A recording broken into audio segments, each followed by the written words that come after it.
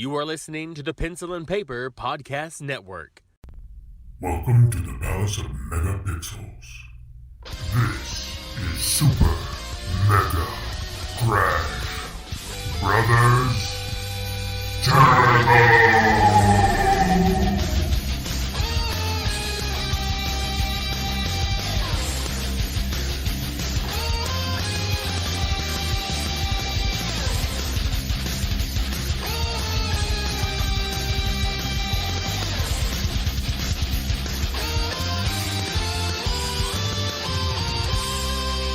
Hello everyone and welcome to Super Mega Crash Brothers Turbo. I'm your host Stephen White. With me as always is my co-host Lacey Finley. Happy Monday. Boy, I feel exhausted. And do you have a big long birthday day? Yes, siblings, if you missed it. If you missed it. Stephen's birthday was over the weekend, so you should all take to the internet and annoy him with birthday wishes. And I don't expect a lot of people to keep up with my birthday on Twitter because it's not like Twitter tells people when birthdays happen. Like Facebook does, or I assume it still does. Yeah, Facebook does all the time. Yeah. It's like, hey, and they do fundraisers now for some reason. Like you can, for your birthday? Like, hey, for your birthday, you want to do a fundraiser for your favorite charity? And I'm like, oh, okay, like for your own guess. charity? Okay. I mean, it was just like, hey, Facebook wants to make some money off your birthday. So, if you give them gifts through this site, we only take a 3% cut. I mean, I've never done one before, and I thought, well, as long as I don't have to do anything, sure. You want to earn money for a charity? By all means, go for it. By all means. I mean, I'm not going to stop you. And if people want to donate, great. If you don't, you know what? It doesn't affect me. I didn't even know about it till just now. Yeah. So, and that's not me trying to be a dick about the I'm just, like how it comes out. If you want to give away your money to a charity, then fine. I mean, be generous if you want, but no, I say I'm exhausted. I don't feel like I did anything. Like, I had an impromptu birthday party yesterday.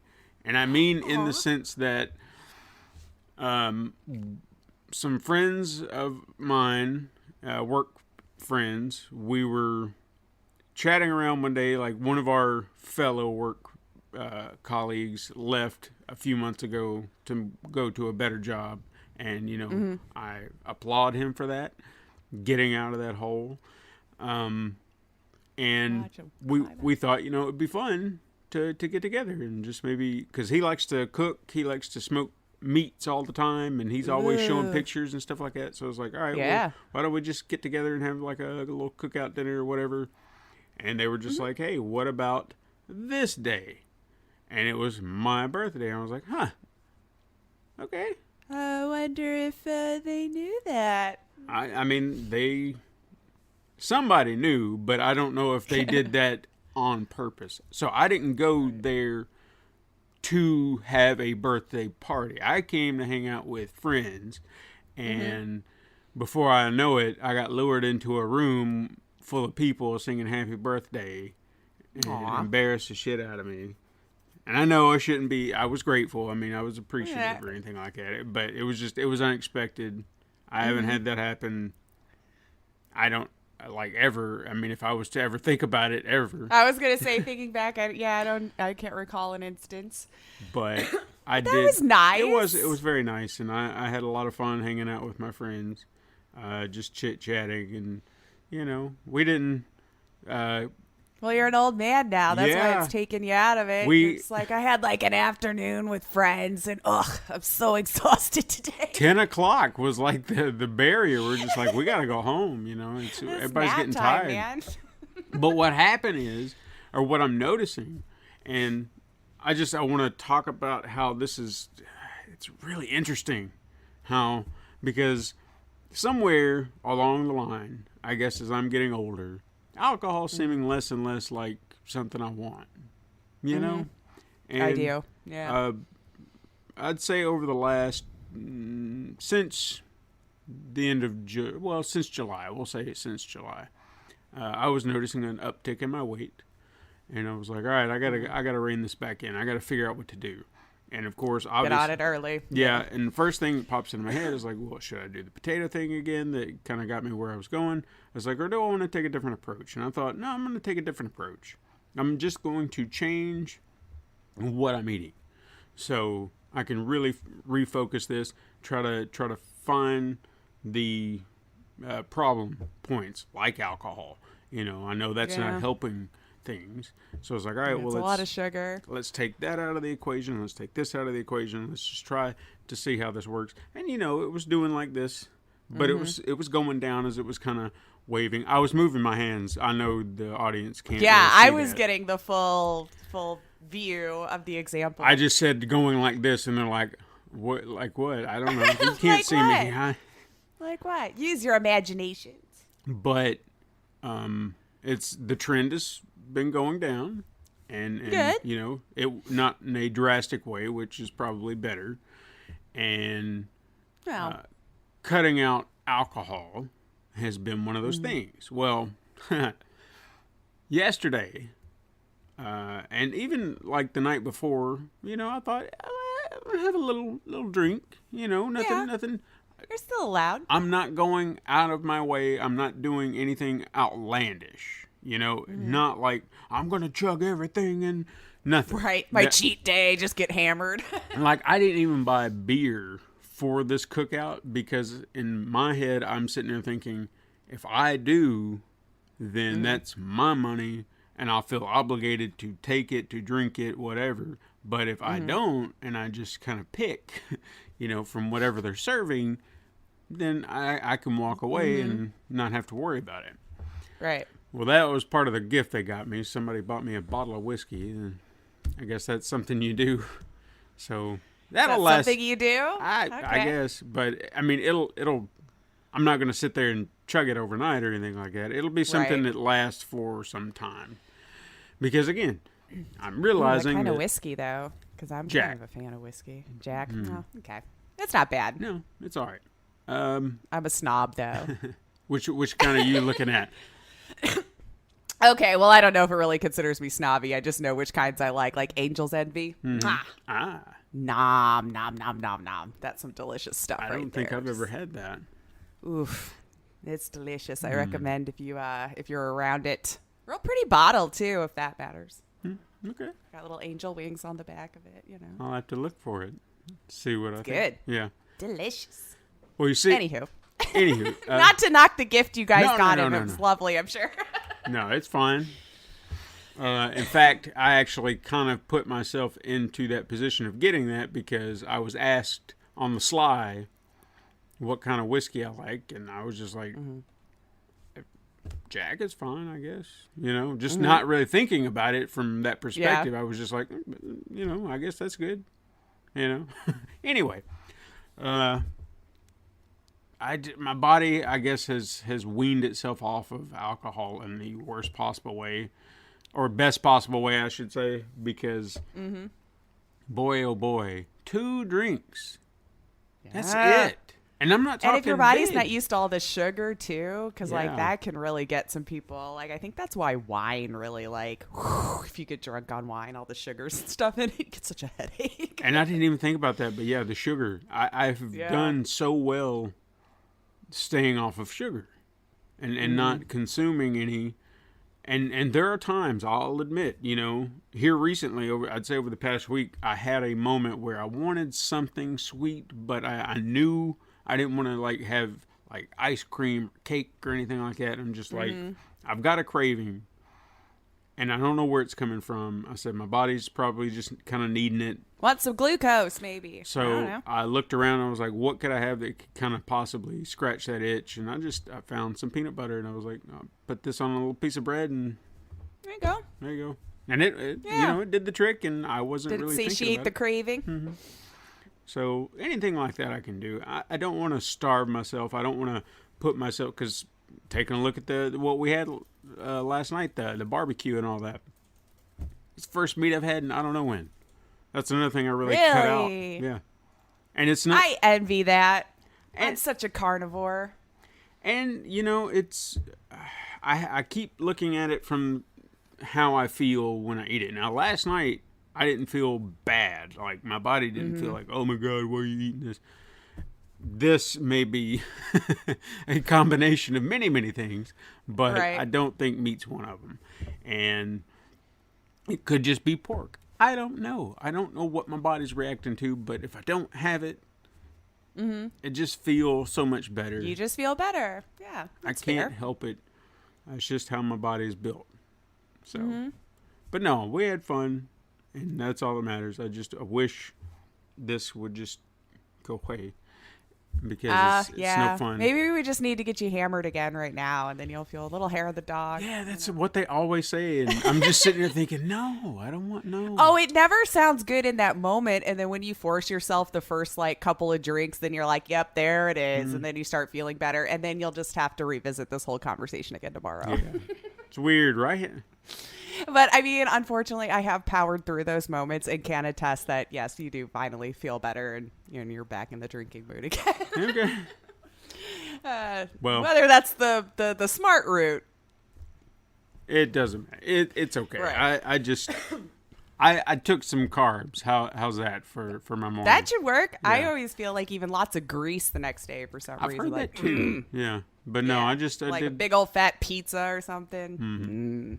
No, I found me some good whole grain cereal this morning, and Just still treating yourself well. I'm trying. Could have made some bacon. I could have. Well, you would have had some protein and a little grease. I don't know if I had bacon. And it's bacon. And it is bacon. See, And it's bacon. That's my biggest selling point. That's my Achilles that I can heel. offer. If you want to win me over, you give me Bacon. And See? I cannot let bacon go to waste.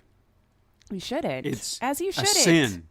Okay? It really is. When my daughter will set her plate, done eating, and there's still 2 slices of bacon, I was like, well, I blame you for raising her then, Steven, if she's leaving bacon. I'm just saying. Yeah, I don't understand it. It's a bit, but it's why we can't have bacon in the house, because if it's just going to sit there and they're going to throw it away, it's like, no, we're just going to make it and eat it. It's going to come into my belly is where it's going. Right? Do not waste a life was given for this bacon. Respect it. Right. Whew. Boy, we went off on. But happy birthday. No, thank you. I hope it was fun. It was. I'm just hangover. And yes. Yeah, hangover.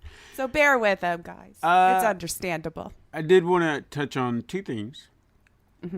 And I wrote this one thing down. I guess I'll come back around to it because I really don't know what I was thinking. You need a moment to remember what the point was of that. Well, I guess maybe it was just the it says website Zen. And I think what I'm talking about is kind of piggybacking off of what I was talking about last week about looking through my old stories and whatnot. And oh, for the website? Yeah, I think what I'm finding it fun to kind of revisit a lot of this stuff and just rethink it. In fact, I knew this would happen at some point. I feel like it was last year.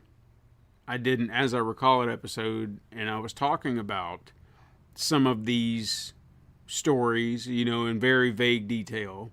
And there was in one of those stories I mentioned, there was some group that I had created, and I was like, I can't remember what the hell their name is. And I actually feel like I had referenced something that I had created later, not initially. And then when I'm looking back over all these papers, I find the names that I had created. I was like, holy crap, there they are. And they weren't even the one that I mentioned. So it was 2 completely different ones, but I knew what I was thinking of. And I was like, well, so it floods back memories. And then I start remembering all this other stuff. But I guess I find it, peaceful in a way that I just get to revisit this and I get to look back on it, and I can ridicule myself because I'm posting so many things, like these drawings and comics I did when I was 11. They're horrible.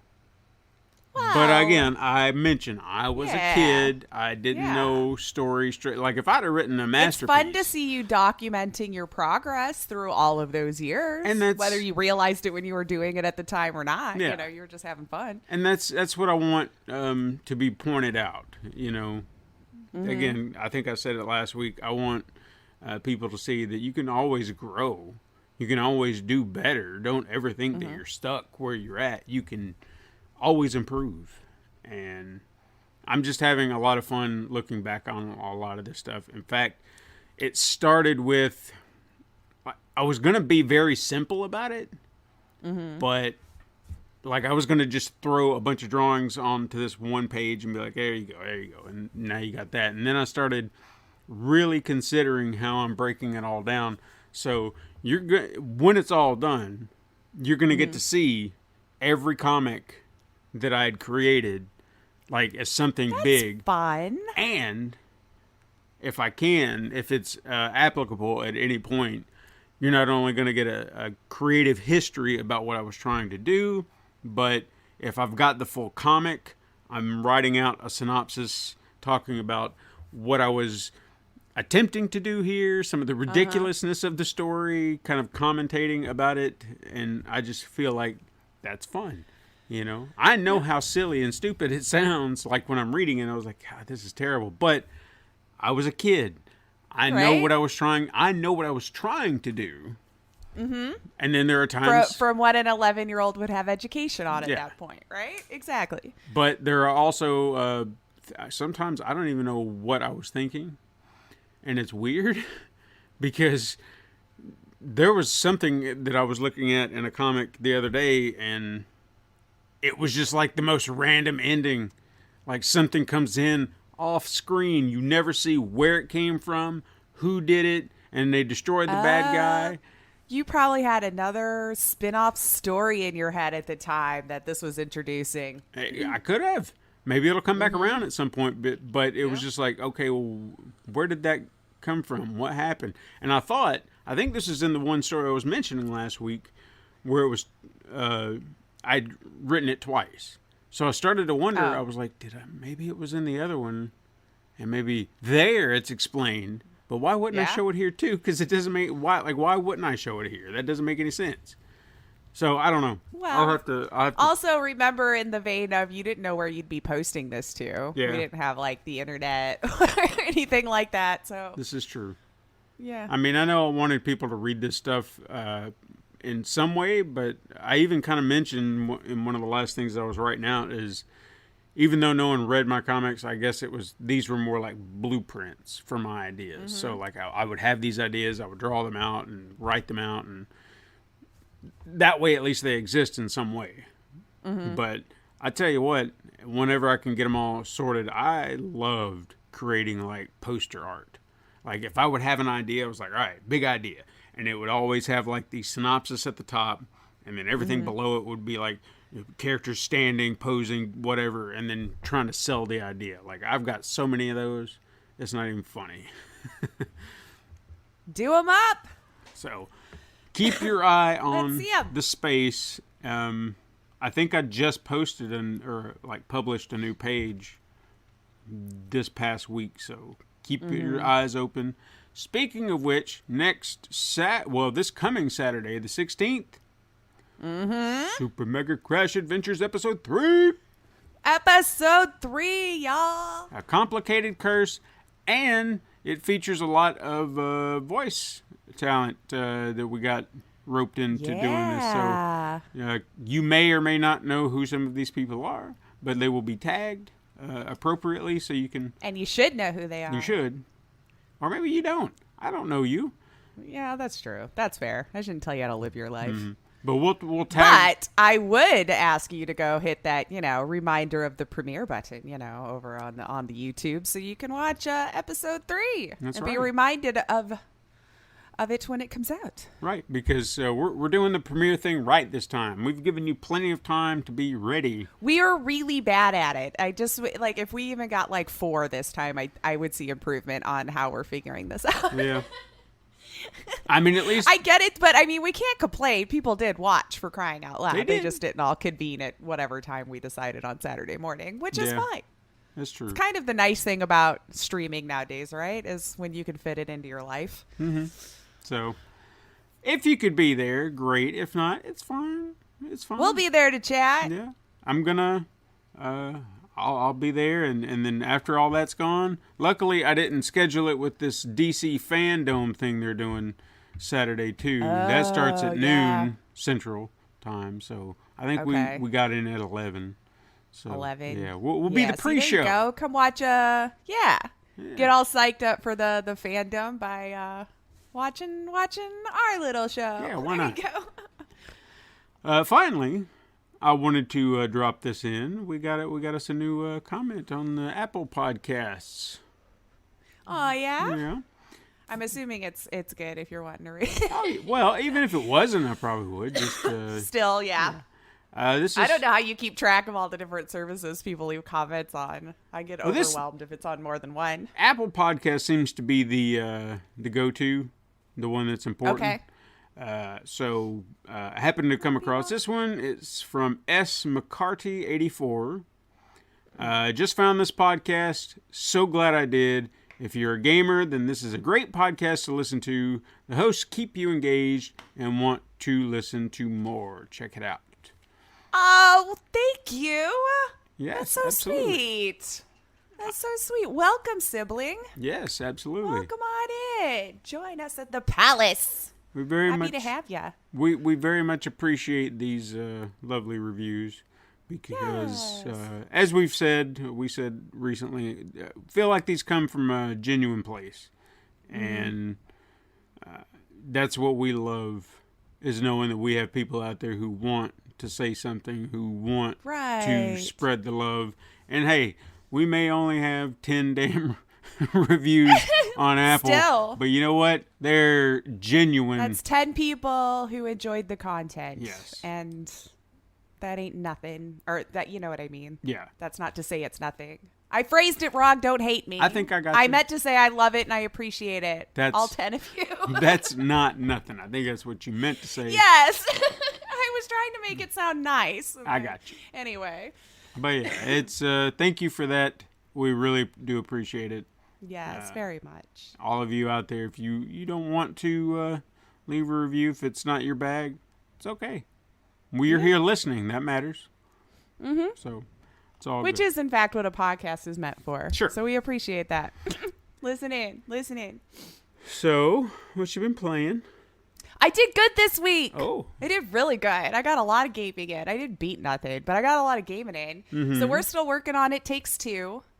We have to do it in little right. splits, longer than I thought it would be, actually. Really? I thought for sure we would be done with it by now, because I want to say, because it's the same developing team that did No Way Out. Mm-hmm. And I want to say that only took us about 6 to 8 hours. And I feel like we've already gone over that. And like the way they're setting up what we're going into now, like that there will be plenty left. I'm not the type who looks up like how long this game is until after, I'm done or whatever. But yeah, I feel like we still got a good amount to go, which is just interesting for a game like that. You don't expect them to go on much longer than like 8, maybe 10 hours, but we'll see. So we're still working our way through that on the PlayStation 5. Woo! Yeah. Because we did finally, he went and got a second controller and one of those docking things like you had for the charging. So now we can actually play together. Woo. And Not Tonight 2's demo dropped on October 1st. So yes, please, because I very much enjoyed the first Not Tonight, and I like Papers, Please. It's like that kind of dialogue, but this time we're in America in our own little dystopia future where some of the states have split up in this, and Montana's now part of Canada in this world that they've created. So it's interesting because they've definitely added some new mechanics to it as making it more into an RPG. So like with the first game, you were basically like, you were going through the story, of course, and then you went to your bouncer job and you checked IDs and whatever restrictions they would place on you for the challenge in that venue. But now there's actually like a story where you're traveling through the map, have other little decisions that you can make. So there's a lot more character dialogue. And I found that interesting because it's a nice addition to what they were already building on. And then the gameplay itself runs very much like the first one when you're going to your bouncer jobs and checking the things. And then obviously whatever restrictions they decide this day you have to check for to make it another layer of difficulty. But yeah, I want to say the demo is about an hour. So it was a good beefy demo in my opinion, where you got a nice little in there. So if you like those types of games, like if you like Papers, Please, maybe you did play the first Not Tonight. If you were unaware that they dropped that demo, dude, go play it. I'm here for it. I'm ready. And then Not for Broadcast, my favorite FMV, dropped their challenge mode. I'm so sad. Because that's where now I have 3 new achievements to get. And this is like one of the first ones that I actually did get all of the achievements. I was super proud. So remember when I said I thought it was a bug that there was like the 3 achievements that all of a sudden popped up that I needed to get? Nope. It's related to the challenge mode. And it's hard. You know what I realized? Is the challenges they have it set up now are all the features that I had been turning off in the game that I didn't enjoy. That's now all bombarding me at one time. So it was so hard. And now I'm just staring at those last 3 achievements like, you might just have to sit there because this is just infuriating me till no end. It's so hard. And you have to unlock each one individually. So if you guys don't know what I'm talking about, Not for Broadcast, you play like it's a role-playing game, FMV. You're in the booth, the broadcasting booth. You're deciding what like commercials get played to air. You're the one responsible for editing the cuts between the different interviews or whatever is happening on your news station. The challenges could be where all of a sudden there's like an electrical surge and then you may not be able to push the buttons you want to right away without getting a shock. And then after like 10, you kind of fail it. And then there's another, remember how I told you about the interference board that I just hated no matter how they've changed it? Well, there's one where that's basically all you're trying to do is that freaking interference, add, switch, and edit because people are getting pissy that it's been on the same shot for 10 seconds. Oh my God. I got through it with an E rating, which is not good, but I passed it enough to unlock it. I was happy. And then there's Snuggle F'd. We'll just say to be nice to kind of, so we can save the F-bomb for later for our PG-13. Sure. But all these snuggle, but they're like little bears or bunnies. I'm not sure. It was their lockdown bonus episode when everything started to happen and they couldn't keep filming the way they wanted to. So they gave us this extra content. So in their world, it was Snuggle, Hug, Toys that was taking over and we all had to go into lockdown. So they'll just start coming around and pushing buttons and you got to knock them away and try to turn off everything and pull out your ads and hop on your phone. So now imagine all of that happening at once. I cried. Sounds hectic. I was like, I don't think I can do this. I'm sorry. I'll never get these achievements. But it's out there now if you like that sort of thing. I'm a little sad the music mode is gone now, though. Because I was hoping with their customization thing, I could just pick whatever one I wanted to just play for funsies. But I have to put one of those restrictions on it. And I was actually looking forward to getting to play some of the other music ones because they're so hilarious. And I actually enjoy editing the music one. Go figure, from someone who's not like a huge musicals person. But they're hilarious. Whoever writes these things, kudos to you, man. Anywho. And Scarlet Nexus. Oh, yes. I have been enjoying the crap out of that. I don't know how far along I am at this point because you can play 2 different characters. I started with the female character, Asane. And then you can also play Yuito. I think I might be close to the end on Asane, or at least roughly coming up to it. I don't know. It showed me at like 17 hours, I guess, that I've played so far. But you also got to remember, I'm the type to totally leave it up and wander off and do other things for a while and then just come right back to it while they're still just sitting in the hideout. Like, I don't care. So I don't know how much playtime I've legit put it in. Wow. so much fun with that. It snuck up on me. I was a little nervous about it because the combat I didn't think I'd love. I love it. I feel like a badass now. I'm like a level 42. I'm learning all the combos. I'm killing through people. It's great. I'm having a good time. And the story's really intriguing. Like, I actually went like a couple of times at some of the reveals. Oh, wow. Legit. Like, I'm like, no. I'm not going to spoil it, but no. Yeah, I recommend it, guys, if you can get your hands on it. I'm having so much freaking fun with it. I'm ready to be done here right now so I can play some more. It's been a long time since I've had a game like that where I'm like, I want to play. So look at me. Yeah. Doing so good with all these games this week. I'm real proud of myself. Putting really in. Good. Especially, with me always working overtime. That's why It Takes Two got some more attention, because I could lay on the couch. Sure. And I didn't have to sit at the PC the whole time. But on our big couch that doesn't fit in the living room. But there's so much room. I love it. But I love it. I don't care that my room is smaller now, and I just can't get big now, so I can fit through the hallway. Yeah. That's it. It's the only rules now. That's all that matters. That's all that matters. As long as I can still slip by to get into the doorway, we're good. There's still plenty of room. I've only stubbed my toe once, which actually is a good run. Anyway, totally getting off topic. What did you play this week? Oh boy, let's see. Well, I finished Kenna, Bridge of Spirits, as I said. Last week with the review. I was close to being done, and I was like less than an hour away from being done. So I pretty much got through it. I'm trying to think of. I didn't. Yeah, I wanted to ask, or maybe for the siblings or whatever, now that you have the ending in there, did that change your opinion on anything in the review? No, I think the story was what it needed to be, kind of explained some things to what she was trying to do, about some of the characters. It made sense. In fact, I honestly felt like it got a little dark, or darker than kind of what you see, because there was always like this underpinning, and I may have said this in my review last week, and I don't feel like this is a spoiler. It's I guess warning if you don't want to hear nothing about it. Yeah, so just 3, 2, 1. 3.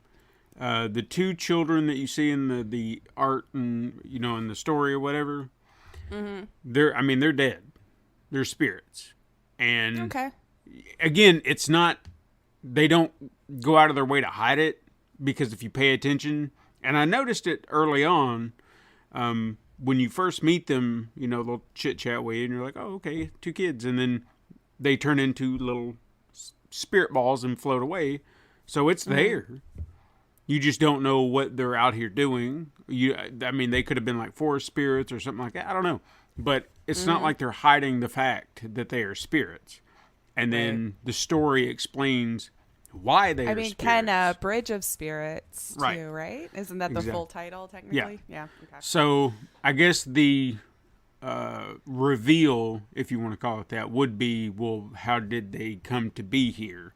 And then that's where you could be why like, is this situation happening? So that gets a little dark if you think about it, because kids dying, you don't want to hear that. But like the main protagonist of the story, when you see his story, it's kind of messed up, when you really think about it. It's like, holy crap, this guy was trying to do right, and then his decision really screwed everything up. Really had some consequences, huh? Yeah, in the worst possible way. So it got dark, but it came back around, and like I said, I thought it was a pretty solid story. Good. So I still would recommend it if you want to give it a go. If it's something you're not willing to pay full price for, I get it. But it's all good. Wait it out. It's a sales will happen eventually. 16-hour game, give or take, is what I'd say, because it didn't take me long to really get through it, and it's not like a massive open world, any kind of thing like that. So it's fairly compact. So 16 hours probably a good rough estimate. And that feels like a nice length for a game for me, personally. Yeah, honestly, here lately, it's really what I want. I don't want anything huge. I think Valhalla really wore me out because that was Well, Persona 4 got me where I was like, oof, that was a long investment. I enjoyed every minute of it, don't get me wrong, but that was a long investment. Yeah. I'm like, I need breaks between those that I know I'm going to, like, I have no idea how long this one's going to take. I don't think it's an 80-hour game like Persona 4 was, but I don't know. Right. Because I don't look those things up before I play it. I like to, I try, I know it doesn't make sense. Someone reports the news, blah, blah, blah. But I still like to try to keep myself a little ignorant to games I'm super interested in. So I can still have that fun reveals for myself while I'm playing it. Right. Well, outside of that, I played Actraiser Renaissance, which we will talk about later. Okay. And just for a little sneak peek, we're going to have at least, not counting this one, 2 more game reviews before the month's over. Well, look at us popping them out, guys. Yeah. So be excited. Be very excited. Be excited. In fact, I was so excited, one of them technically turned into my birthday present. Ooh, fun. But I won't tell you which one. Because you may be thinking it's one. You know. I'm in the dark just like the rest of y'all siblings. Yeah, but it's actually another one, another big title coming up. And I say coming up. Didn't say release, did I? You are. Yeah. Just Steven got some inside take here. So, anyway, yeah. I actually don't know. I'm curious. We'll talk about Actraiser later, but hey, give us some news. Give us some news. Well, let's see. There was another interesting week, I want to say. It was kind of hard to decide what I wanted to talk about. Because some of this has already gone over. But, oh my God, this Twitch leak, huh? Mm-hmm. This, we're still, I guess, trying to figure out just how bad it may end up being. But it looks like quite a bit, and of course on the 4chans where all of the respectable leaks go. But yeah, Twitch did confirm that in fact an anonymous hacker managed to grab about 125 gigabytes worth of info from Twitch, exposing source code, streamer payment figures, revealing plans for their own streaming service. I guess that was codenamed at this time Vapor, which was that a dig on Steam? Vapor, little Steam. Yeah. I don't know. Sounds like it. Could be. But specifically, it was source code since probably back to Justin TV. They were saying like early days. So creator reports from it looked like just 2019, maybe through proprietor SDKs and internal AWS services. So like a lot of I don't understand how that happens. And like when I was looking at some of the stuff today, just to see if there was some kind of update, it doesn't even look like it was like some sort of real big hack. I don't know. It was like something about needing a password changed, although they're still looking into it. Obviously, they still don't know who it is or anything like that. But I think having those tools and stuff out there, in my opinion, would seem to be like the more scary. Then it seemed like everybody latched onto the streamer payout thing, which the point has been made since I read the story. But instantly I'm like, we kind of already knew that information. So it was kind of interesting to me how collectively it seemed like the quote unquote outrage was just at how well some of the streamers were doing on the platform, when you could have seen how many subs they had at any time and then just kind of figured it out from there. Granted, to my understanding, it didn't include like bit payouts, or obviously it can't include donations because that's not through a Twitch service normally. It's through like a Streamlabs, or some people do direct PayPal. But regardless, that seemed to be the thing that annoyed people the most, was seeing their favorite streamers up on the top making like millions of dollars. Now, there was several different ones floating around that I saw. Some people were trying to make it seem like some people were making like $100 million or more. And I was just like, okay, come on, chill. Like, that's a little extravagant that you shot that high for your fake news. Yeah. But whatever. I'm more concerned about like the source code and all of that kind of stuff that was out, because that sounds like it could make it a lot easier for them to be like manipulative within that system later on. Granted, this is coming from someone completely ignorant on how one would go about hacking and getting all of this information in the first place. So I want to put that out there for transparency. So, but yeah, also keep in mind, hackers said this was part 1. Yeah, part 1. I remember hearing that too. So I don't know what else they could have managed to grab, that they're kind of holding maybe ransom here for some reason. But Twitch confirms that this happened. They say it was exposed to the internet due to an error in a Twitch server configuration change that was accessed by a malicious third party. Mm-hmm. So did someone on Twitch mess up with an update that kind of left a back door kind of open? So was it legit a hack? You know, so these are kind of the questions that I saw this morning, looking for an update.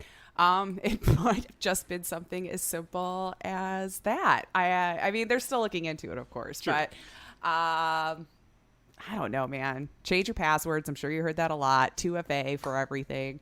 At this time, they're saying it doesn't look like credit card info or anything like that from streamers would have been given out. Obviously, I guess that depends on if you have any of that information actually stored on there for whatever reason.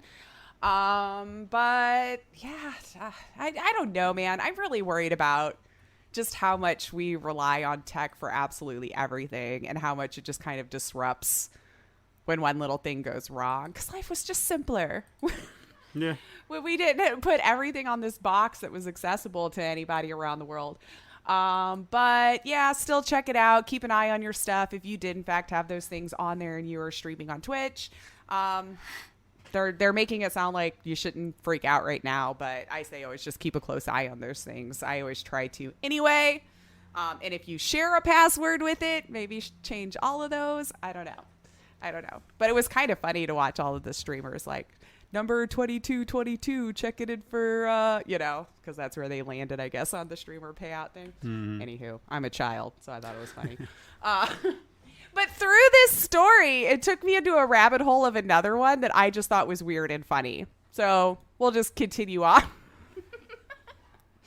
So apparently, when I was going through this story, I learned there's a headline that caught my eye that read, U.S. Navy ship claims it was hacked after its Facebook page streamed Age of Empires. So, 1, they were hacked, and 2, Navy ships have Facebook pages? Yeah, why would they have a Facebook? I'm confused. So the Facebook page of the USS Kidd, with 2 Ds, puts out content apparently on this Facebook page about crewmates, Navy-related things, whatever's going on, I guess, with that ship. The page one day just started streaming Age of Empires, seemingly out of nowhere. I should note it was streamed 6 different times on between the 3rd and the 4th of October. Mm-hmm. So the Navy spokesperson, Commander Nicole Schwegman, said they were working with Facebook to resolve this hack. Well, hack was the wrong word. It seems used here as well. As it turns out, it looks like someone just kind of got a hold of the account that might have been signed in elsewhere. And just used it. You know how like your friend will come on, oh, he left it on my computer, and just say something dumb on your page to make you seem like an idiot. Yeah, that. So noting it doesn't seem like any breach or info was leaked or anything like that. Just somebody was like, hey, I'm going to stream Age of Empires to the USS Kids Facebook page. And I just found it funny that the Navy has a Facebook page and then thinks they were hacked when it just sounds like some dude left it open somewhere. Yeah. And then I don't know. It is bizarre. I read it and had a big WTF moment, so I thought maybe siblings might find it as funny as I did. So now I just kind of want to go around and see how many Navy ships have Facebook pages. Sure. Like, reporting in today, really wet outside. Lots of fish to my left. I don't know. What do ships say? I have no idea. I'm not Navy savvy. What are their problems they got to tell us about? I bought a salad today. Woo. Anywho, game stuff. So, Marvel's Avengers. Mm-hmm. I just don't think they're going to catch a break here. Yeah. I just really don't. But I feel like they just keep shooting their own foot over and over. I don't know how many feet they have left at this point, but amongst all the troubles this game's already seen, They're now receiving backlash for another decision they made that actually directly contradicts a promise Square Enix made in 2019, which is why they were receiving this backlash. We already know the other issues, right? Concurrent player base still on a downward trajectory. I think the stats on Steam said last was about 800 players, but then now that it's been on Xbox Game Pass, the concurrent has gone up, although that doesn't sound like more people bought the game. No. Because as you know, on Game Pass, you just kind of play them if they're offered on there. Troubles with bugs, balancing leveling. They had problems with by making it more of a grind. If we remember, we reported on that where they were like, oh, we'll just make it harder for you to level. Yeah. So the promise that they made back in 2019 was that they will not sell any pay-to-win content.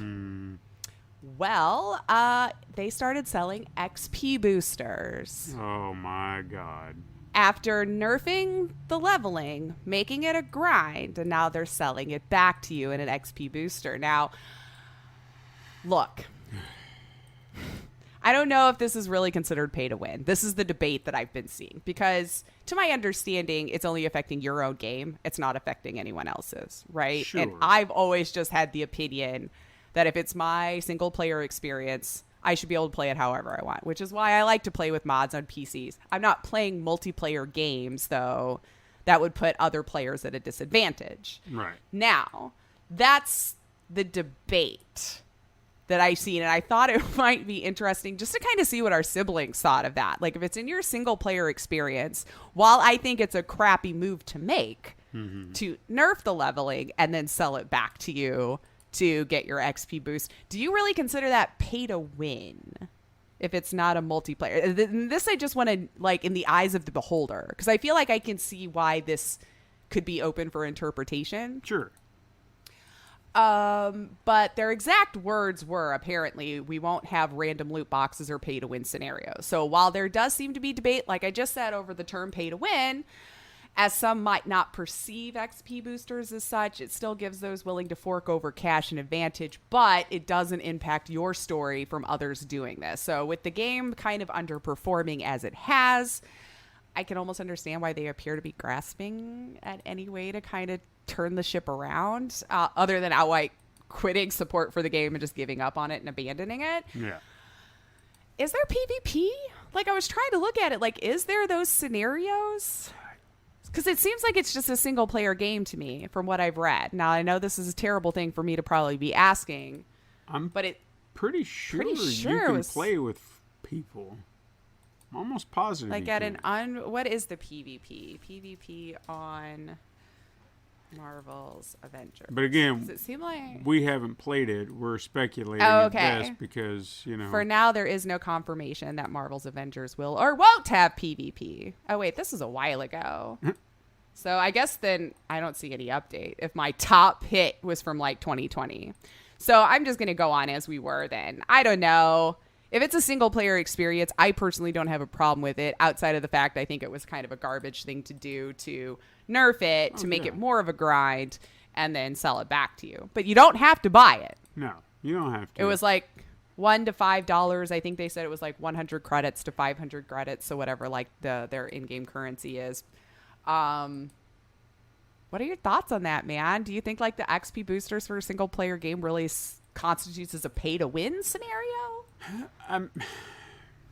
It's like you said, it is kind of your own single game, but I can also understand it's the nerfing part. You know, you've just screwed up how well you can level up, how fast you can do it. So now you feel obligated in some way because you're going to be stuck doing this for God knows how long, and you're just like frustrated that you might actually go that route. And pay something. Like me personally, no, hell no. I would just stop playing the game. But that's just me. I know that seems like the route a lot of people took, honestly, looking at the and you know what? numbers. Good riddance to the fucking game because everything they're doing. It's I don't understand why they would have done this. Like why even Marvel would have allowed this. Disney, I know this isn't too far removed from their business practices, but I mean, you're tarnishing one of your biggest names. Right. You've associated it with a terrible game that no one has any love for because of crap like this. Mm-hmm. So, but yeah, I mean, if this, you wanted to get XP boosters on your own time for your game, go for it. But right.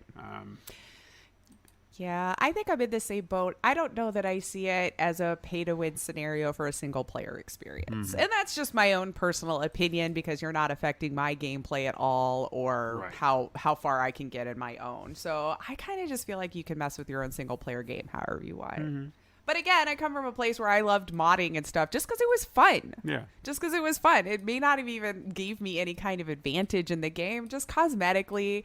Or yeah, sometimes you like to turn on God mode and just destroy some stuff for a while. But again, it's my single player game. Yeah. So I don't see how I'm affecting anyone else.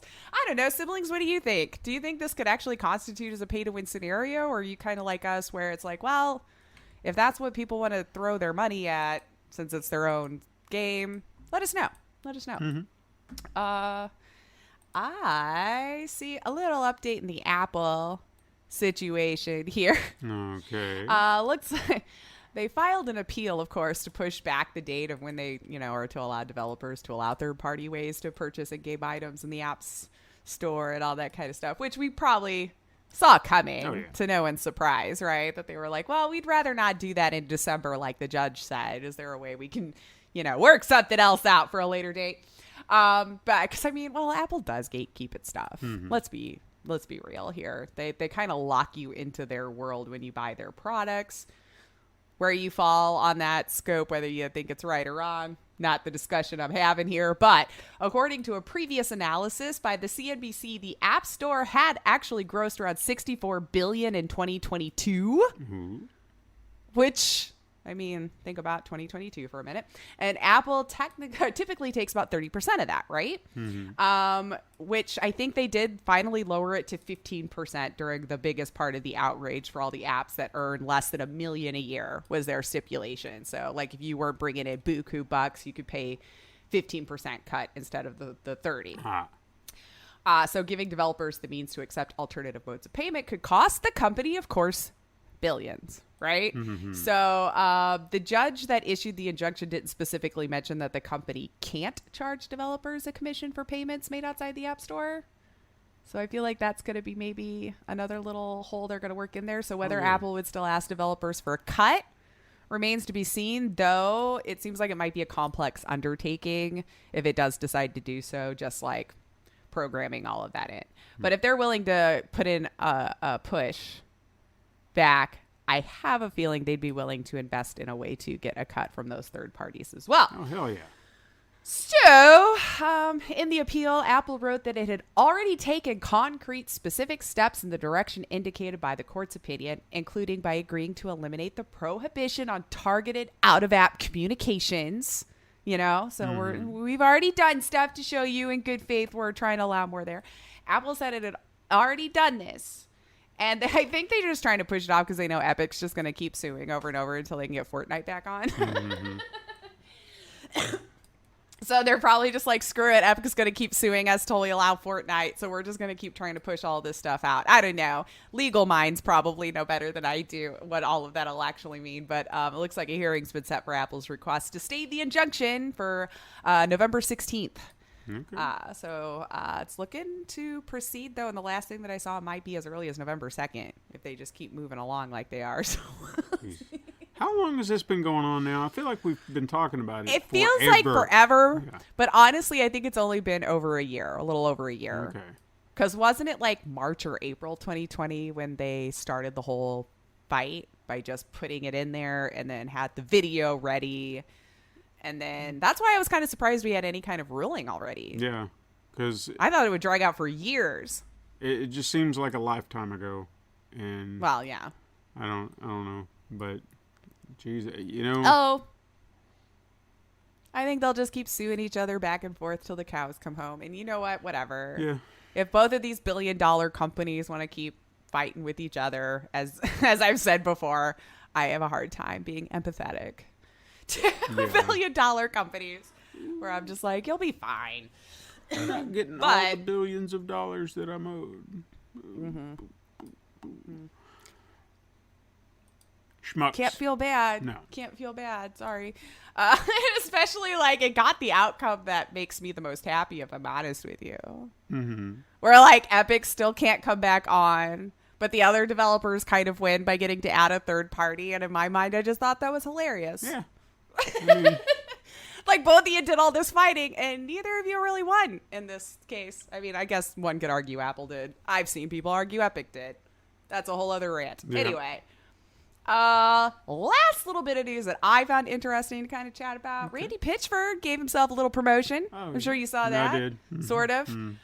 He promoted himself, I think, in a way. He will still remain a studio CEO, but now is also in charge of the new Gearbox Studios itself. So he's kind of stepping. We have Steve Jones coming in, is the name of the dude that's taken over Gearbox Software. He's been Gearbox's chief technology officer already for the past 5 years, so been very involved. He will now oversee new video game development going forward. And then Steve Gibson will remain head of Gearbox Publishing. See how this is getting. We've got the publisher, you got the developers, you got the media. So Pitchford will now oversee the overall business and also head a new multimedia business unit called Gearbox Studios. You got Borderlands movie coming out. I guess there might be more coming up the pike. Is that the phrase? Now, if I may, before you expand on please. that, because they're planning. Obviously, yes, there is a Borderlands? I don't know why I couldn't think of the name. Borderlands movie. Yeah, you got the Borderlands That's movie. the only one I could think of off the top of my head. I'm sure And, I'm sure they're thinking, oh my God, we've got to have this studio thing now so we could do movies and TV and all this other stuff. And granted, they may pull it off. But lest we forget Square Films and their one movie. They built an entire company to make Final Fantasy, The Spirits Within. And that was the one and only movie it ever produced. Just saying. We'll see. Yeah, we'll see. I don't know. Maybe with their lack of getting such big name actors for this, that man, they'll just roll on the coattails. Because they did get some talent. They did, but you know what? So did Final Fantasy. Well, I didn't save it either. Granted, they were voice acting, but still didn't save the movie. So just throwing that out there. I guess we'll see what Mario does, right? Anywho. So it sounds like they're just kind of shifting some people around to help more directness with this media company. So Randy Pitchford's still around. Still going to be there, still helping out. And as Gearbox put it, still be working closely on strategy and development across all software titles. So he's not stepping away from games. So just other ventures, maybe other IPs and stuff like that. So next up, Gearbox owned by Netflix. Well, I'm sure you've got that listed, don't you? Or did we talk about that last week? I think we talked about it last week. Unless there was a new acquisition this week that I did miss. No. Oh, that reminds me. Did you see that on Netflix there's a new interactive movie with The Undertaker from WWE? I did. Why? I played through it last night. Oh my God, it's so lovely, cheesy, corny. Oh my God, you'll hate it and love it all at the same time. It's so stupid and dumb and wonderful. And I have no idea. It's been so long since I watched wrestling. We're talking, I was probably huge into it in the 90s, early 2000s, and then just kind of drifted away. So I don't know this new group, New Age, or is what they called themselves, I think. I don't know. I think their shtick was the power of positivity and friendship, which just made it even more better, in my opinion. I doubly loved that it was I'm going to fight my fears and not turn my back on my friends. And I'm like, this is amazingly the worst thing I've ever seen. And I love it. I don't know. Anywho, go check that out, guys, if you want. It's so fun and dumb. Okay. I don't know. I'm a child, so I just laugh the entire time. But that is not what I expected you to say about that. I guess I'm just too childish. I don't know. It's not good. I'm not trying to sell you all on the idea that this is riveting cinema. No. But I think especially if you're a wrestling fan, you're probably just going to find it all fun. And as a side note, I actually waited on The Undertaker at one point in my serving career. Oh, shit. Yeah. Huh. Yeah. Just a glimpse there. I brought him steak at one point in his life and lots of Coors Light. Okay, not lots, but some. Enough. Enough. I mean, he's a big dude. Yeah, he really is a big dude, even in real life. So, anyway, I just thought that was a fun thing to mention. Yeah, that's... Once I saw interactive movie, I was like, well, of course I'm going to check this out just to see. It doesn't hurt to yeah. check them out every once in a while. Why not? Have a little fun. Oh, it was so dumb. You have to play it. I don't know. Anywho, moving on. All I have left is some quick hits, unless there's some more beefy news that caught your eye you wanted to discuss. There was so much, we'd be here for all day. No, but something's coming up. Is TGS, or has that already happened, or am I just mistaken? TGS, the game show? Yeah. No. I feel like something was coming up here soon. I feel like I had it written down as a date. Maybe I'm mistaken. I do know that We're we'll probably so have organized. some, I won't say like a massive amount, but there probably will be some, a little bit of game news coming out of the DC Fandom next week. Because rumor has it, whether or not you may have this in your quick hits, but I'm gonna go ahead and lay it out here. Yeah, let's do it. Rumor has it we may be getting a reveal of Injustice 3. Ooh, I did not hear that. Because apparently Ed Boon has been listed as one of the speakers. Oh. So unless he's got something else up his sleeve, I don't know what else it could be. Either way, it would be interesting then now at this point. So all right. That's, you said noon our time, eh? Yeah, this is just a rumor. I don't have any inside source, but just, could be, maybe. Food for thought. Something fun to look forward to. This is true. All right. Yeah. All right. I'm here for it. All right. Couple quick hits. What you got? Well, not. I actually got more than a couple. I'm a liar. Anywho, Eidos Montreal announces a 4-day work week, and I am for this trend that I've been seeing. For it. Yeah. I'm here for it. I love it. And I want to say last time we mentioned with the other developing team, Gunn had been doing that for a while, and I had missed that somehow. So hats off to you lovely ladies and gentlemen over at that team as well, because I love following them. Yeah. They're fun. They're fun. And I was happy to see that as well. So I'm for this trend. And I know people are like, oh, well, now it's just 12 to 14-hour days or something in a smaller time frame. Nope, they gave a nice breakdown of why, and assuming that they just needed to be more efficient with how they used their workers' time, and found out you can get just about as much done in a shorter period when you're not just having them wait around for things to do. Now, granted, I feel like in a developing team, you probably always got stuff to do. But I've just found that in like regular jobs, just like you'll have so much downtime during the day sometimes. Yeah. And it's like you're just having to sit there on the clock. I don't know. I feel like we could figure out more efficiency. Anywho, I'm for the getting rid of crunch. I'm for the treating them like humans and giving them life again. I hope I continue to see this trend. I really do. For sure. Were you excited about this? Last character of Super Smash was announced. I mean, I wasn't... I had nothing. I had nothing to say about it at the time, but when I saw it, I kind of got, like, the presentation, I got chills. I was like, holy crap, man. Nice like, they little sold reveal, this. huh? Yeah. Yeah. Because Sora was the last character I expected. I saw, and even some guy commented it, on, like, after I did on Twitter, I guess, because, you have to have those types who have to, well... Their opinion is going to change your life. Yeah, because, honestly, all I'd seen...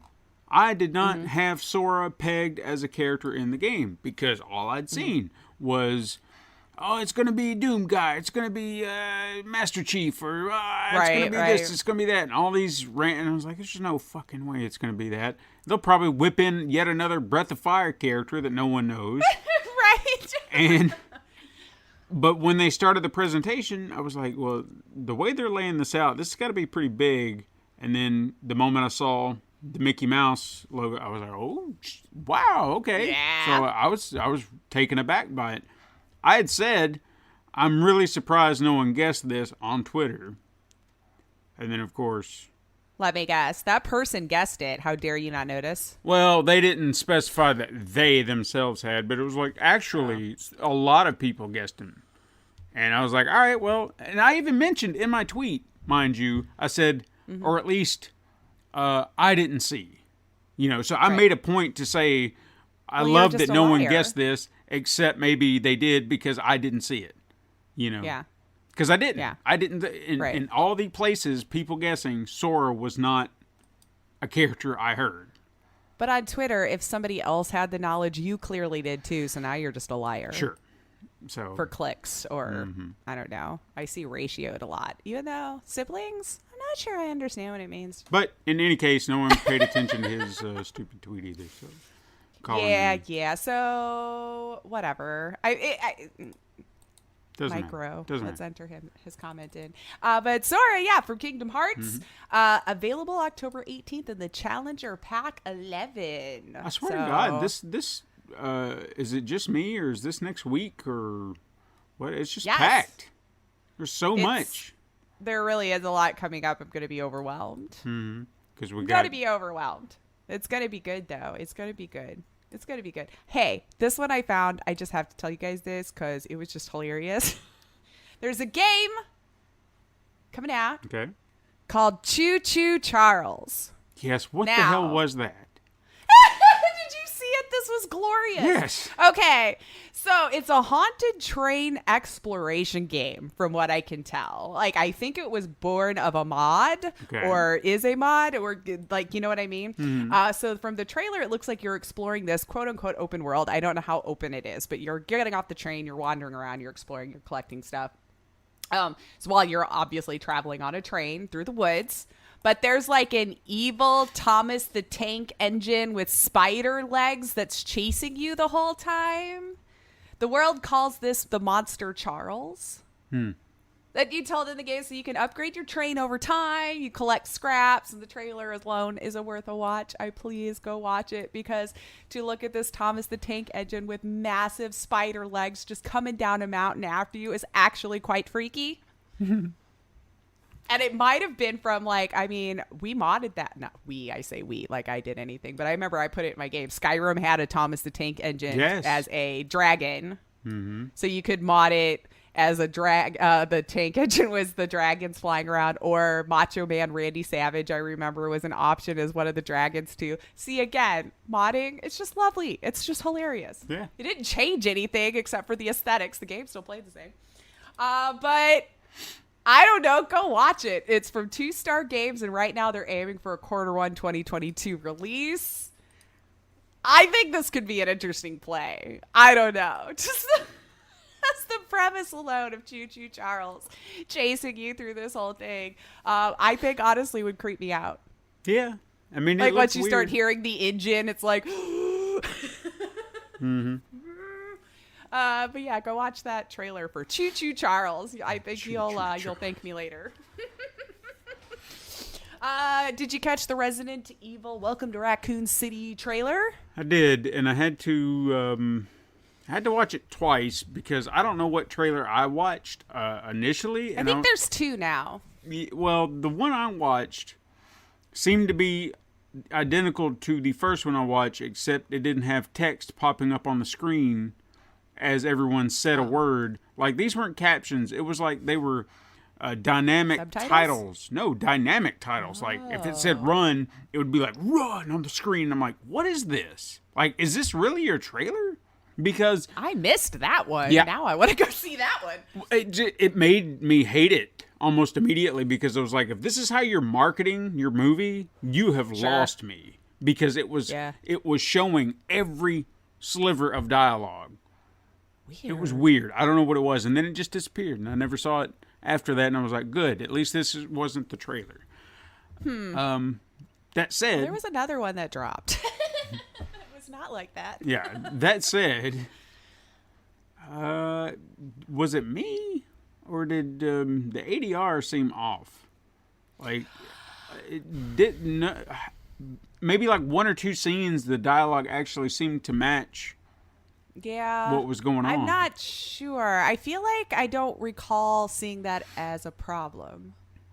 it just... I think I was more or less enamored with it. Like, I mean, I'm not pissing on it or anything like that. It was just that kind of caught my eye with my I don't ear. know. I don't know. I don't recall. Maybe I just didn't notice. It's okay. Maybe I just didn't notice. But I mean, it's the first one where I think we're actually legit on the game lore. You know, it looks like they combined Resident Evil 1 and 2 stories together. I mean, I think it looks fine. Maybe I can't get as excited about it because I feel like they keep trying this out. Maybe it's just the first time on the game lore. I mean, the presence of some of the monsters that we know and love from the games was kind of interesting to see in live action. And I feel like those looked pretty good. I mean, granted, they only gave you like quick snippets, you know, for the action and all that kind of stuff. But, you know, yeah. They look creepy. I don't know. So it's only coming out in theaters. At least, you know, initially. And then, so I was trying to look through the cast here because all of them kind of look like, hey, I know them from something, but couldn't place what. You know, Kaya, I'm probably not going to say this right, Scodelario is playing Claire Redfield. I looked her up on IMDb. Unfortunately, a long resume. I've not seen them, though, so this will be new for me if I go see it once it's, you know, to video. Is that the term anymore? To video, to streaming, to home. VOD. The DOD. But Robbie Amell as Chris, which the best one that I could see that maybe everyone would know played Ronnie Raymond in The Flash. Yeah, I do. I'm aware on of the him. show. And then I saw him from Babysitter Killer Queen on Netflix, which is a gloriously horrible, funny time. I recommend it. Hannah John Kamen as Jill Valentine. Again, wasn't someone that I kind of recognized from the get-go. I feel like I know her from... I feel like she was the villain in Ant-Man and the Wasp. Ghost. I think that's the only thing I've actually... Or I can remember I know I've seen her in. If I've got the right actress. But I could be wrong. I mean, it might have been a good call to not put big name people in Oh, it yeah, anyway, for sure. That, you know, in my opinion. Avon Jogia is Leon Kennedy. I hope I'm not butchering everyone's names, but I wanted to shout out Nathan Dales as Brad Vickers, because whom I know and love as Daryl from Letterkenny. So GG, man. Yeah. So for me, when I saw him pop up for just a brief second when I was looking through IMDb, I'm like, oh, hey, that guy. I like that guy. Or at least I like the character he plays on Letterkenny. I'll be honest, I don't know that I've seen him on other things, so it'll be fun for me to see a new character. But among others, I'm sure, like we just said, you'll probably watch the trailer and go, oh, wait a minute. Because there's quite a few other people in it, too, where I was like, you've seen them on other TV shows randomly here or there throughout your life. But November 24th. Yeah, the other guy that I recognize, I saw him briefly in the trailer. Forgive, I don't know his name right off the top of my head. I probably should have wrote it down. He was the one driving the truck, right? No, there's a guy, he was on that show Umbrella Academy. He played the big, buff, apish looking dude. He was, I know I saw him, but I couldn't tell you who he's playing. See, I should have wrote them all down, but I didn't. I wrote down like the buzzword characters. Let's see here. Donald Logue. Yeah, I did see Donald Logue. Yeah. Chief Brian Irons. Neil McDonough as William Birkin. Yeah, I did see him. He looked too. familiar, like you had seen him around. Now I've just got the page up, hoping we would remember who it was you couldn't remember. I think that's all the big ones they have loaded up here on the front. Lily Gao as Ada Wong. Jeanette Porter as Annette Birkin. Some of the characters kind of slipped my mind here. Let me ask you that. Do you think... And Matthew McCullum as Turnaround Zombie. That was kind of cool seeing that shot recreated. I just love that that's the title, Turnaround Zombie. Tom Hopper. That's the guy. That's... How am I missing his name? Oh, way up at the top. And he's playing Wesker. Holy shit. That's a good pull. I'm down for that. But so yeah, what was I going to say? I was going to say something about. Oh yeah, do you feel that combining, which again, these are happening simultaneously, but do you feel like combining the narratives from 1 and 2 might backfire, because you're going to do one of two things. Either you're going to make it incredibly long, which we've agreed that, horror movies don't really need to go on too long. No, they have way too many slow parts, Or I feel like. You're going to trim way too much and just kind of breeze through it, and it'll turn into The Last Airbender, where they hit all the beats in 90 minutes for a 12-season arc. And, overwhelmed everyone trying to figure out. Yeah, it's like, what is going on? So you're throwing way too much info. I don't know. See, now, I don't know if I played the first one, if I'm honest. I know I played the second one, I believe, on, N64. And then I have played the remake, of course. So as a refresher, I almost feel like they could just do two. So, I mean, personally, I don't think, you'd get lost with any type of story by leaving out, the first game's lore. Personally. And look, does it show a runtime? I may be taking it out of context, because, granted, the story could be altered well enough that you don't need, because the games are probably 12, 16 hours, probably, ballpark, and that's a lot of that is playtime. How good you are. So how much of it is actual story? Maybe I'm overthinking it. Well, I mean, we don't have the best track record, in my opinion, for the Resident Evil franchise. I enjoyed a couple of those movies, but I didn't finish them. It was just too different than what I wanted, and I wasn't that interested. And right. I don't know what it is. I know people disagree with me, but I just don't really care for that lead chick. I don't have Mila Jovovich. Yeah, she's not done anything wrong. I just don't gravitate towards anything. She does. It's just I don't know. Not charismatic enough for you or something. Yeah, I guess there's just something about maybe it's just the characters I've seen her play I just haven't enjoyed so far. I mean, Monster Hunter World was fine, but I don't know, maybe she's just the type that always seems to be the same kind of character, just transplanted into different situations. So maybe that's what it is. I mean, that's exactly what I took when I saw her in Monster Hunter, and then her husband is directing. I was like, oh, so we're doing this again. Right. Well, I mean, we've had plenty of that abuse that system too. Yeah. Where we only know them when their significant others are creating the film, and that's why we know who they are. But anyway, if you're interested, November 24th in theaters till I guess it runs out of juice, and then we'll see what streaming service it comes to.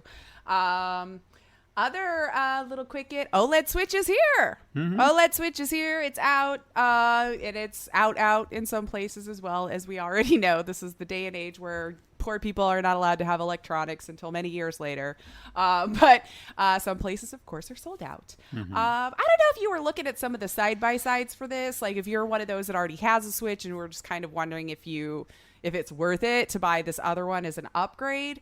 When I was looking at some of the side-by-side comparisons, I'll be honest, I feel like if you already have the Switch and you use it as both devices frequently, docked as well as handheld, I feel like you should save your money. This is my own personal opinion. I don't see enough different that would warrant you spending another $300. If you want to, of course, it's your money. You do you. But now, if you use it undocked more often than docked, then this might, because it does have a nice bigger screen. It does look nice, clean. You are getting 64 gigabytes as opposed to 32. So, that's definitely more attractive, more space. Yeah. I just think that if you don't have one, totally. If you already have one and use it docked fairly often, I feel like you should just save your money, personally. I have a question. If you can even get one. Yeah. At this moment. Did you see the report about what this was supposed to be? Wasn't there rumors that there was going to be a 4K Pro or something, and then they kind of backpedaled or something? Well, according to a report I saw, I think it was this past week, this OLED screen, this OLED version, was meant to be a 4K version, but Nintendo had to punt once the chip shortage started. Yeah. So they couldn't put that out. So they were just like, well, let's rework it into this. That way we can still do that. So my question is, do you feel that was a smart move? Or do you think they should have just held off and said, you know what, let's wait until we can actually launch what we intended versus this? Well, because you still have the option to, I mean, they could still do a 4K. So then now you're creating 3 versions, 4 if you count like the one that is handheld just only. Handheld. Yeah. I just feel like that was a bad move. Does seem weird with when I'm looking at the side-by-side comparisons of like what was upgraded. Mm-hmm. Yeah. Or this would have been better suited for just the handheld. Yeah.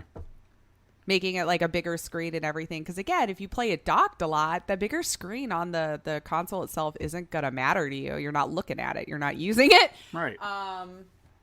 Yeah, it is a weird call to me. It is a weird call. Bad call? Looks like they're still flying off the shelves. So I guess when money's involved, I guess it could be looked at. I guess we'll have to wait in a week or two, see what the numbers are going up to, maybe even a month or so. Yeah, but personally, it seems like maybe just being able to do the straight to 4K when you could. I have to look that up. I've been so removed from the global chip shortage because I've just been so bitter and terrified that if my GPU goes down, I'm just effed for a while. Yeah. Do you think this will replace the original? Like they'll slowly phase out the original model? I feel like no. Well, because I feel like they would do it quietly. being the same price. Yeah. I feel like then maybe because I feel like if you were charging more. Yeah. Because I feel like they would just kind of be like, well, as they disappear, we'll just we'll quietly shh, and then they'll just go away, and then the OLED is the only one you see, and it's like, well, that's what it's always been. You're crazy. You didn't realize.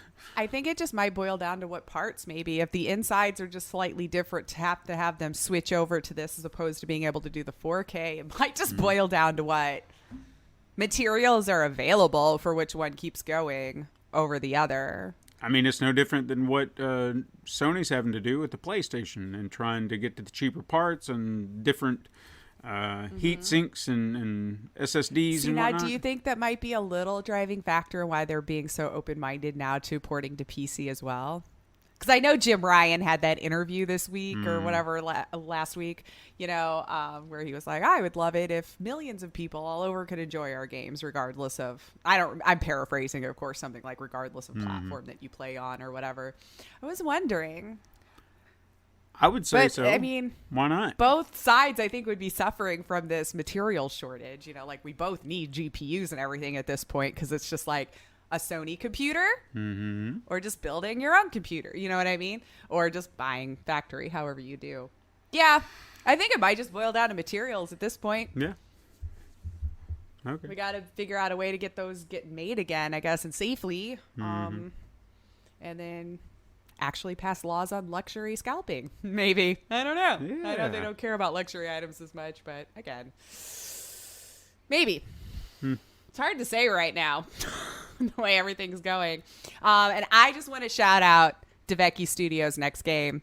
Dude, did you see it? Murderous Muses. I heard about it. I didn't watch the trailer for it. It's got like some old school feel to it that I love, with how like they did like the motion through the hallways and all that kind of stuff. I mean, if you're an old school FMVer, you know what I'm talking about, and it might hit you in those feels.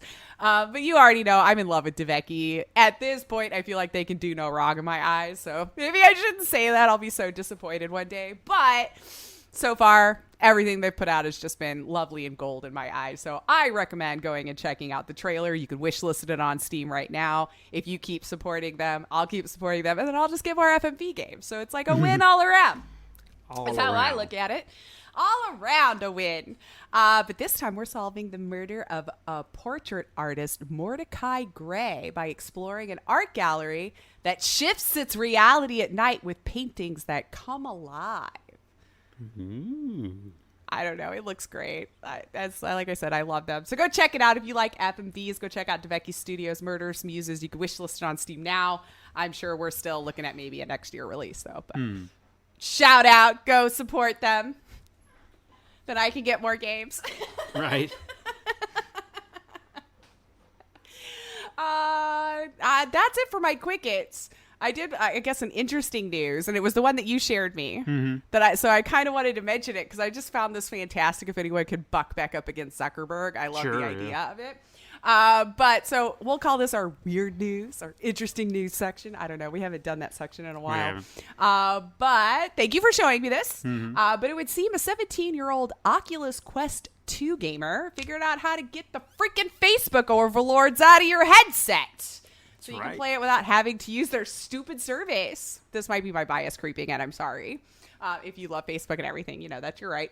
That's been my biggest beef with them was buying Oculus. I was so upset because I have the OG headset, y'all. Like where it still needed a wire and all that kind of stuff, which is long gone for support and everything. So it will soon to be a $300 paperweight. But as soon as Facebook bought Oculus, you know, they promised you weren't going to need it. Well, they, of course, freaking lied. And now you have to have a Facebook account to, like, sign into anything to play your headset. So, as all of us might remember, Facebook isn't infallible either. And we saw their service go down and WhatsApp go down and Instagram go down, which basically made this Quest 2 ornamental. But this kid was like, hell no, I bought it. I want to play it. So... I love this. He come up with a mod if you're a Quest user. I think this is only for Quest 2 though. So I'm sorry guys. I don't know. I didn't see for the Quest 1 or anything like that. So if you're working on that one, but he decided F that and he made it without needing it at all. The coder created Oculus with 2 S's as a side loadable tool that unlinks your Facebook account from your Quest 2 VR headset.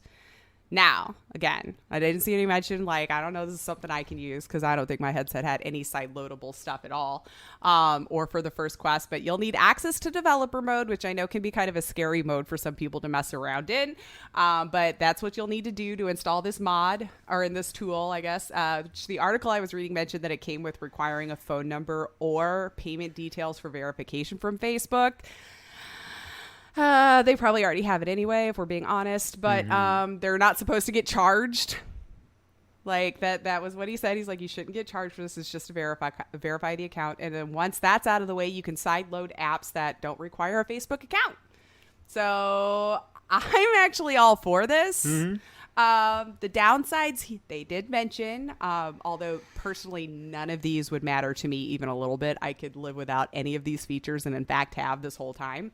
But if these features are important to you, you will not have access to the Oculus Store, of course. Oculus Browser, Oculus TV, their casting, and then certain apps that, of course, if they were built for Oculus, then those apps are going to need Oculus to run, right? And all those features that Facebook's made it do. So the creator goes by Bastian and has made this available for download. And you can he even created a video tutorial, y'all, just to show you how to do it. So if you have the headset and have been like, F Facebook for buying this and forcing me to do it, maybe just go hack it and you can use it for whatever you want. And I'm for this.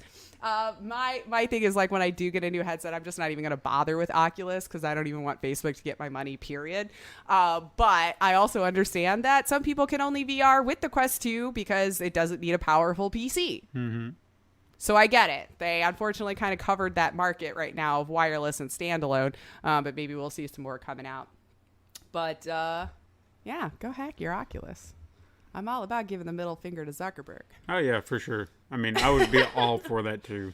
Because it's ridiculous. It's no different than what Apple does. The fact that Facebook thought that was a smart move for a headset.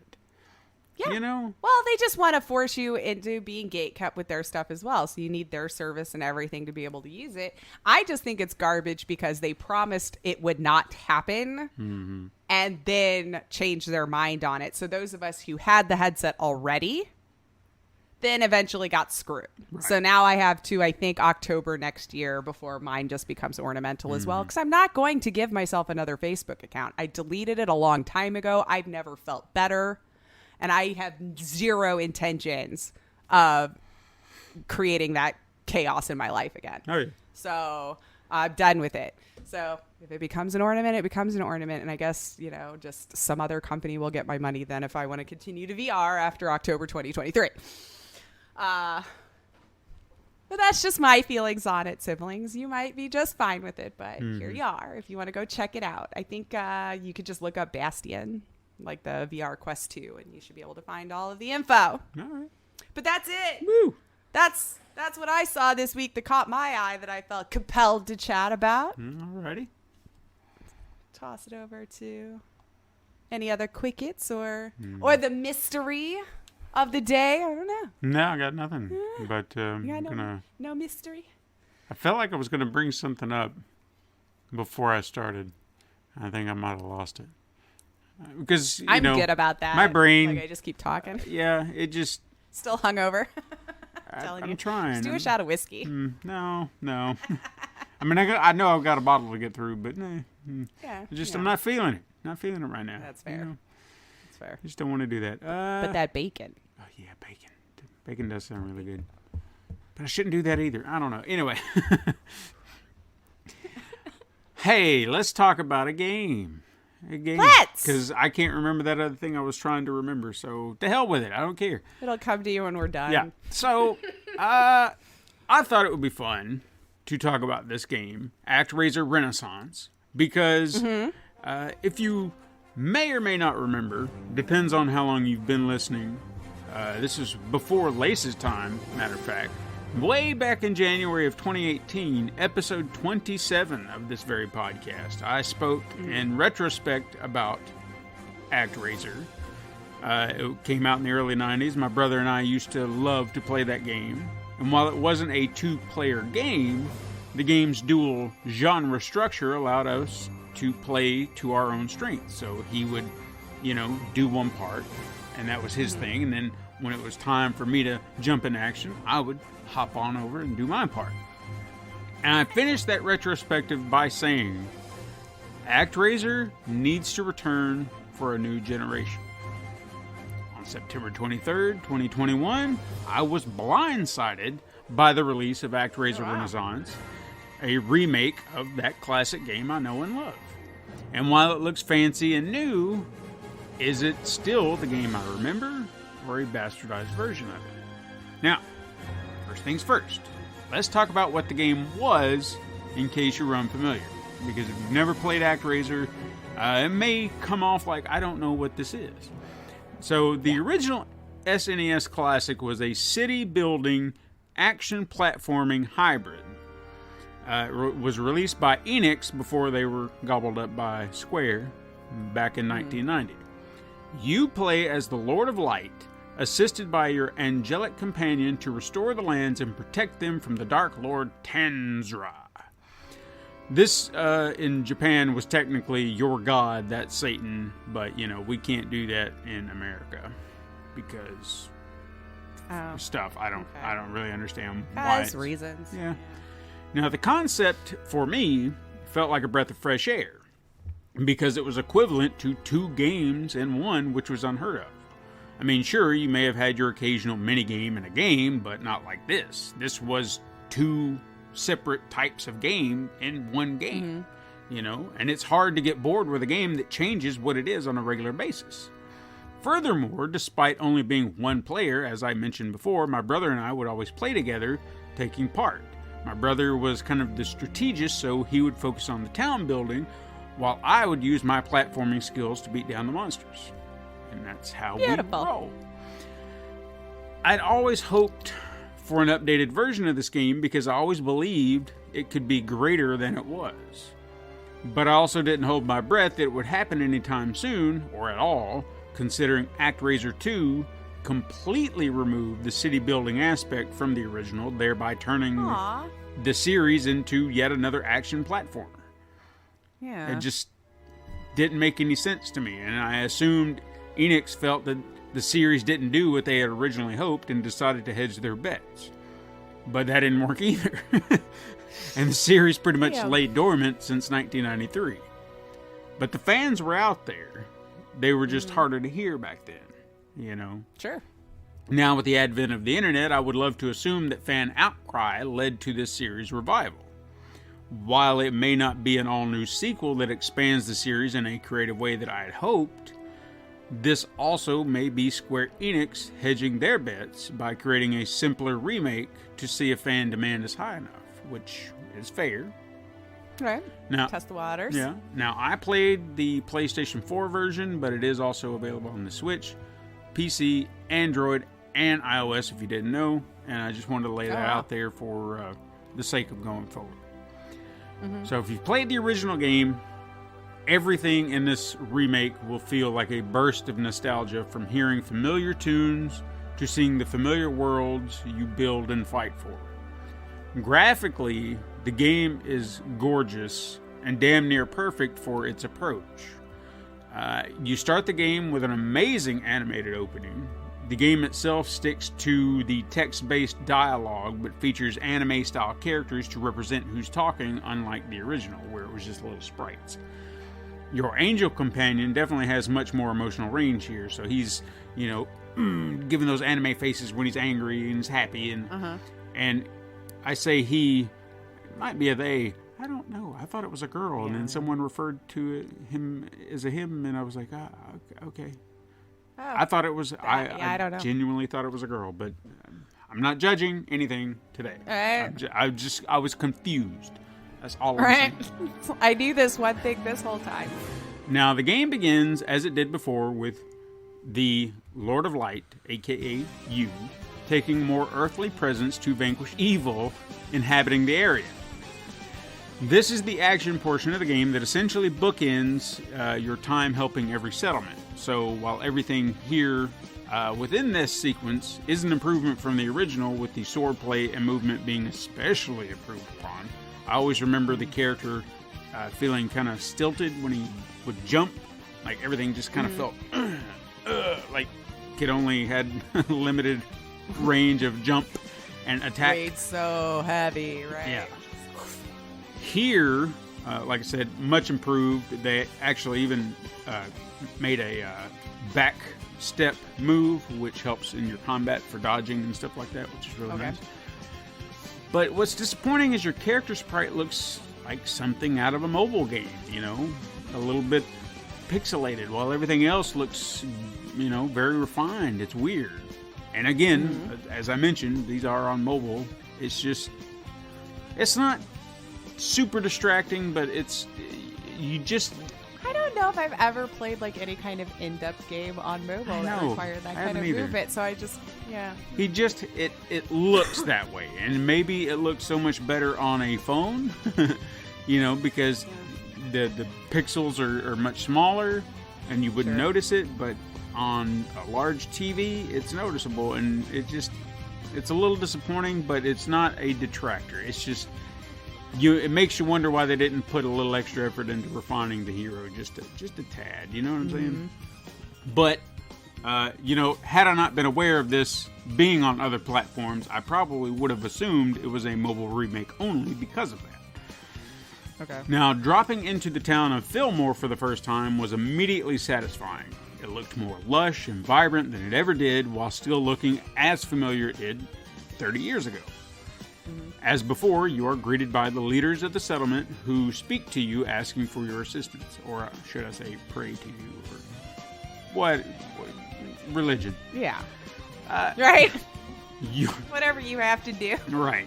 Your assistance here is as simple as clearing space for the citizens to build and expand their settlement, while protecting them from monsters that occasionally appear from nearby layers.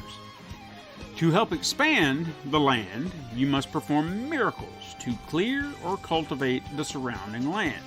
You can use lightning to destroy rocks and trees. You can use sunlight to dry up soggy marshes. You can use rain to purify the lands. Earthquakes, whirlwinds, you're God. You're God, so you can do these things, right? Right. Duh. Now, that's why you become a god. While you can do that, as the angel, you can fight back swarms of monsters that will kind of come out and try to destroy your village, and you got a little bow and arrow you can do to kind of fight them back. And the angel's movements here are much improved because it's so fluid now. You can just do all this. But I would also say that freedom comes with its own drawbacks in regards to the aim accuracy with the arrows, because I felt it a little difficult to get targeted. But clunky. I wouldn't say clunky. It's just there's no real targeting system, so you have to make sure you're aiming. Now, I will say that the arrows do kind of curve a little bit. Like, they will try to get to the enemy, but you've got to be within, shooting distance directly in front of or, within their path. Because if you're a little off, you'll sit there chasing, going, just hold still. That's me. And it'll get already a see little... what I'm doing with my time. It's not like super frustrating or hard. It's just, but if you start down that path, you will find yourself going, damn it. Focus. Reset. Yeah. As you expand your settlement, the townsfolk will be able to seal the monster lairs. One addition to this game is you actually get to assist in this process. In the original version, you just had the townfolks walk up to the monster seal, they seal it up with some magic, and then boom, done. Your town's not being raided by monsters on a regular basis. In Renaissance, before the lair can be sealed, you actually must jump in there and defeat the spawner within, which is causing these monsters to kind of keep up. So it kind of adds some extra action sequences into the game, which is kind of nice. It gives you a little, bounce around to do this and that, this and that. So it wasn't just action, town building, action again, and then you're done. That, like the original, that's how that used to be. So I didn't get to play a lot, you know what I'm saying? Like when my brother was doing, because he would get all the town building crap, and I would just be like, well, I got you the town, now I got to save your town, and that's all I get to do. Is it my turn yet? Yeah, can I please? It was only 10. Another welcome addition. Another welcome addition was the story expansion that sees each town being granted a champion. Each story arc plays into an added game mode to the game, which is kind of like tower defense. Now, in Renaissance, your settlement can be raided, and your champion will then assist you in defending your settlement. These segments feel easy from the outset, but can become increasingly difficult as you progress, testing not only your reaction speeds, but your battle planning. Building forts and towers are very crucial for success, but also is ensuring that you've got the right types in place, because you can have forts, which are just pretty much barriers, and the people inside will fight when the monsters come up to them. You have archer towers, or you can have mage towers, so that can make or break, because if the monsters are coming out with magic shields, you're going to wish you had those arrows, and I screwed that up once or twice, and I was like, damn it, I've got to rethink this. So it put you, to the test, which is kind of nice. I enjoyed that. I really enjoyed that they added this, because it feels like they added yet another type of game to this game, so now we've got 3 games crammed into one, which is nice to kind of mix it up a little bit. Before defeating the main baddie, terrorizing any particular segment of that world, you will be granted new magic that you can utilize in battle. I don't feel like these spells can make or break a fight, but they can give you an edge. You got like a fireball or some ice, or you can heal yourself, or like a big bolt of light where you're just like, and then they... Now, after defeating a boss, your townsfolk will be ready to live without divine intervention, and you can move on to another town, and then you go help that Lies. That's not how it works. Well, eventually you can come back where, if you just want to check on them. My realism. You'd be like, hey guys, what's going on? What's going on, man? And, I'm sorry I strayed. And one thing that I think they added that was not in the original game is that each town has a set amount of quests that you can do. Now, after you finish saving the town or whatever, there will be additional quests that you can do. And I know this was at least added. So there are a set determined amount of quests, so if you're wanting to know if there's anything else to do within a town, you can check your menu settings, and it will tell you if all quests are complete for that settlement. So something to always kind of keep in mind if you're just wanting to be a completionist, which I kind of was. And just a little fun way to kind of play around with it a little bit more. add up your game. But it's not a necessity. It's just something if you want to do. Maybe boost your level too, because again, this is kind of an RPG. You're gonna boost your levels, boost the levels of your champions, and so on and so forth. And you gotta earn that experience, you know. Right? As that. Furthermore, you will actually be granted jewels that allow you to call in your previous champions from the village that you met them in. So, like, if you're getting another village raid and you're feeling like, oh man, I'm gonna get overwhelmed, you can call in one of these other guys that you met in another settlement, and they can come help you. And that can actually make or break a fight, depending on their skill set. Some are just, brawlers. Some actually, fight with magic, or they can fight at a distance. So, again, part of your strategy, too, trying to realize, who do I need in this moment? Because I actually lost a fight, a raid. It was the only one I did, too. Like, I felt like I did really good. But there was one raid I missed, because I had miscalculated who I was fighting and what I needed to do. And I got overwhelmed really quick. So when I came back, I was like, okay, what mistake did I make here? Who did I call in? I was like, okay, not you. And then that turned the tide. So you got to know who you're bringing into the fight and what their strengths are. One of my favorite aspects of the original game, like most great games of that era, was the score, composed by Koshiro Yuzo. Nailed that.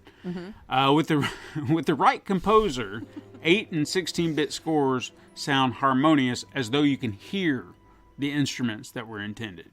The sound of a heavenly orchestra, complete with organs, violins, and flutes, can be heard as you tend your flock, while trumpets, timpani, and even guitars are present within the battles. Koshiro Yuzo returns to arrange his original score with an orchestra that it always deserved. So it just sounds like everything you remember it, but even better. Nice. And unlike some reimagined scores for other remakes, this new arrangement elevates the experience, giving it that sound where it's new and familiar in all the best ways. And that's one thing I hate when people rearrange scores, is most of the time there's one tune, like, I love this tune in that game so much, and then you hear it, this remix, and it's just not the same. Yeah. Like they've done something and it's just not the same. Here, change the feel altogether. Not here. Oh no? Man, it's like every remastered version of a track is just chef's kiss.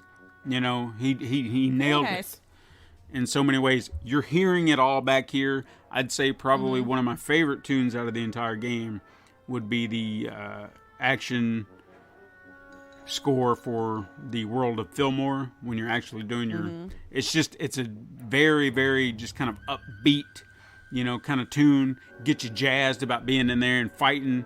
It's so perfect. It's always been my favorite, and they did not disappoint in remaking that one. So I love it. Now, as I've said many times here and elsewhere, nostalgia is a hell of a drug. It can make you love something unconditionally, or hate, or you can hate it vehemently. While this remake has no doubt tickled that pure nostalgic joy I hold for the original game, I would truly like to believe that I would have enjoyed this game without having prior knowledge. Okay. Its uniqueness helps it stand on its own merits. If you enjoy even one of the genres that this game presents, I would urge you to give this game a try. I want this game to succeed in hopes that Square Enix will allow someone to give it a proper sequel. Here we go. I'm going to ruin this one. Fumiaki Shirashi. There we go. I think that's, who was the lead programmer for Final Fantasy Crystal Chronicles, My Life as a King, which is another great game in my opinion, has stated that he would like to make an Actraiser sequel. With everything Square Enix does for Final Fantasy, why not give this franchise another chance and take a risk on expanding the scope of genre blending? Make it bigger, more epic than ever. Hell, make it a co-op game that allows players to split the tasks. So you can have your champion on the ground and your angel in the sky. Look at you fighting for a multiplayer game. Yeah, why not? Who would have thought? Who would have thought? But it could be this non-stop, Yeah. so it's never like the town building never has to stop. You're fighting on the ground, never having to stop because you've got other things to do. It can work, I think. You know, up here it sounds great on paper. In your head, it's going beautifully. But yeah. I don't know how it would come off when it's actually made. So, in any case, it just sounds like it would be a fantastic idea. Make it all open world. So this big thing, you're always going from here to there to there to here. Things could be happening in the settlements. That's where you have the co-op. So maybe monsters are raiding this one settlement and you got to get there. But then maybe there's another problem over in this settlement. So the angels got to go over there. It all sounds great in theory. Add more genres to the mix. You know, that's where you could have even more, co-op and multiplayer. Maybe there's, I don't know what else you could really add in. It feels like it's starting to go like a civilization route in your head. Maybe, yeah. Like maybe different gods now. Yeah. And then, That could be cool. the religions across the board. The last one standing. I don't know. Yeah, religion BR. Yeah. I mean, there's so many... There's enough gods. You could all take one. I mean, Sure. There really is. There's so many fantastic ideas to work with and pull from here that at the end of the day, I would say, and I know this is more important to them than me, but even if it's not the financial success that they would be hoping for, I would believe that the chances would be very, very high. It would be regarded very highly, just like the original, because the concept is so great. And the remake is too. So I would definitely recommend it. Good. I'm glad they didn't trash like an old childhood favorite, And It's always disappointing. for clarity's sake, I'm like right at the end. Like I ran out of time yesterday. All I've got to do is beat the last boss and I'm done. And then it's in the can. So I did play, 98% of the game. I probably always miss that beating it right before the show. I know it sucks, but I don't think I'll platinum this one because I was looking through some of the stuff and It's a big ask. well, it's just one of those, like they have this special mode thing, and I think what that pretty much is just the action sequences, just playing through them, which I've got no qualms about doing, but they want you to do each one, and so beat special mode on easy, beat special mode on normal, beat special mode on hard, and beat it on ultra difficult. No, I'm good. I did all in one. That's why I've never really was like, I'll get all the achievements. When they pop up by accident, I go, oh, okay, cool. With the exception of not for broadcast, but I think I have to just make my peace. Yeah. It's fine. Well, excellent. Well, thank you for the review or the retrospective or It's a little all both. of it together. A little of both. Yeah, a little of both. Well, siblings, I think that's our show. Okay. That's our show. You can hit us up sometime on Twitter at SuperMegaCrash. You can also send us an email at supermegacrash@gmail.com. You can find us on Instagram to view the weekly icon art Stephen puts time and love into. And you can also support the show by liking and leaving reviews on your preferred platform and even going to patreon.com/pencil and paper productions. Tell your friends, tell your enemies, I don't care who, to find us on the Pencil and Paper Podcast Network, or just search Super Mega Crash Brothers Turbo wherever you listen to your favorite podcasts. And even youtube.com/pencil and paper productions. Thank you so much for listening. I'm Lacey Finley. I'm Stephen White, and I remembered what I was thinking about. TikTok. Oh, let's do TikTok. Oh, yes. We have TikTok. We have a TikTok. We have two videos. I don't know. How does it work on TikTok? What do they use? What name? I don't know. Just Super Mega Crash. I think that's what we're under. Let me look it up. Is it like an @ thing? You guys, I really have no idea. I see TikTok on Twitter sometimes. Yeah. That's at Super Mega Crash. That's what you find us. At Super Mega Crash on TikTok. Yeah. We've got two videos right now, which are, excerpts from Super Mega Crash Adventures. We'll work out other things. I'm just trying to kind of get the feed going right now. I guess I'll get it so I can see. I did kind of put a little spin on the last clip. So it's... Oh, nope. Sorry. Almost had some... A little sneak preview. But it's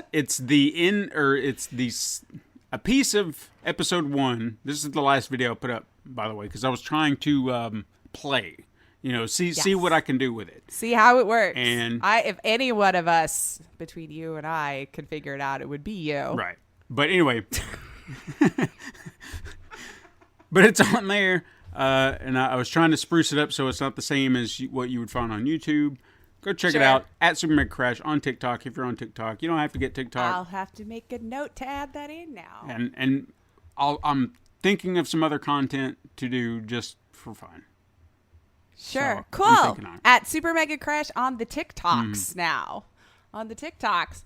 Well, cool. Yeah. Well, you know what? You could join us again next time, Super Mega Crash siblings, but until then...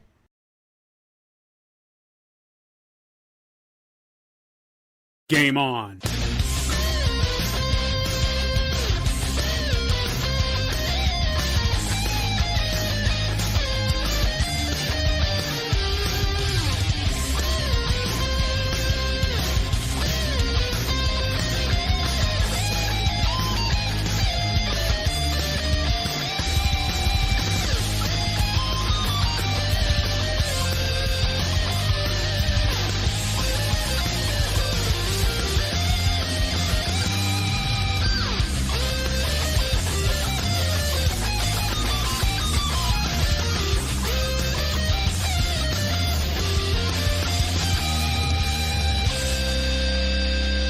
This has been a Pencil and Paper Podcast Network production.